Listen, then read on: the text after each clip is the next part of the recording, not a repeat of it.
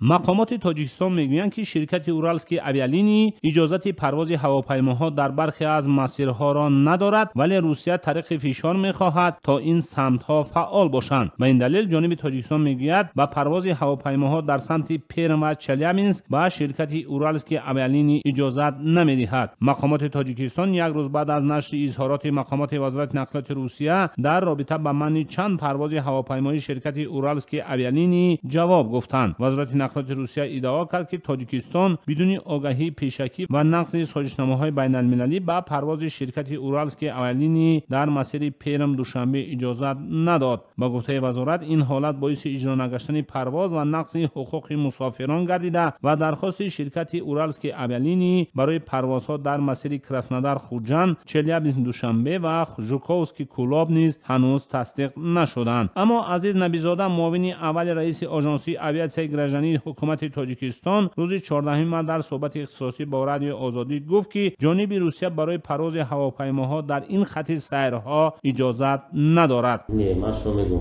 بسیار اینو اینجا دعوا کرده که پیر و چلیابینسک دیگر جاها در واقع خط سیرها اینو اجازه نداشتند.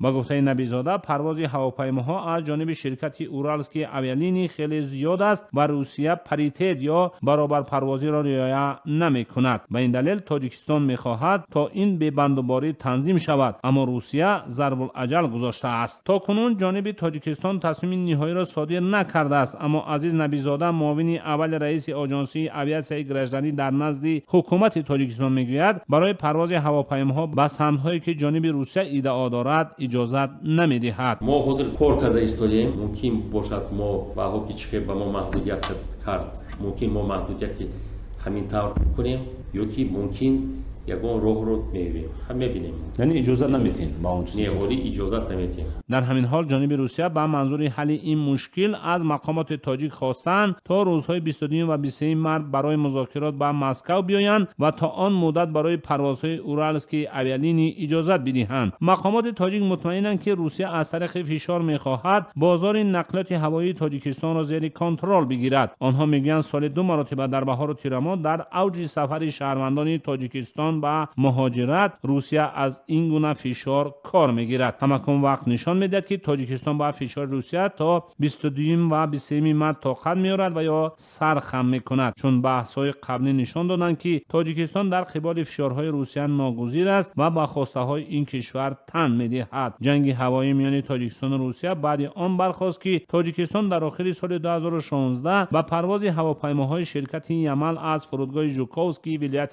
مسکو به شهرهای دوشنبه و خوجند اجازه نداد. جانب تاجیکستان گفت در پروتکل تنظیم پروازهایی که روز 7 نوامبر سال گذشته در مسکو امضا شده بود، پرواز هواپیماهای شرکت یمل به تاجیکستان پیش بینی نشده است. اما وزارت نقلیات روسیه این را رد کرد. در روز 23 دکتر پرواز هواپیماهای شرکت سامانر تاجیکستان را به بعضی از منطقه‌های این کشور به استثنای مسکو و سنت پترزبورگ قطع نمود. هنوز روشن نیست که این بحث‌ها به چه نتایج انجام خواهند شد. در بحث‌های قبلی جانب تاجیکستان با روسیه همیشه گذشت کرده است. تاجیکستان فقط 2 شرکت هواپیمایی دارد که اکثرا بر روسیه پرواز می‌کنند، از جمله شرکت سامانر به 9 شهر روسیه پرواز و شرکت دولتی تاجیک به 7 شهر روسیه پرواز انجام می‌دهد. اورالسکی اویالینی، یوت ایر و سیبیرسکی اویالینی از شرکت‌های روسیه‌اند که در بازار مسافرکشانی تاجیکستان حضور دارند. قیمت بلیط شرکت‌های روسی در برابر قیمت بلیط شرکت‌های هواپیمایی تاجیکستان مثلا از سنت پترزبورگ به دوشنبه تا 3000 روبل ارزان‌تر بوده است.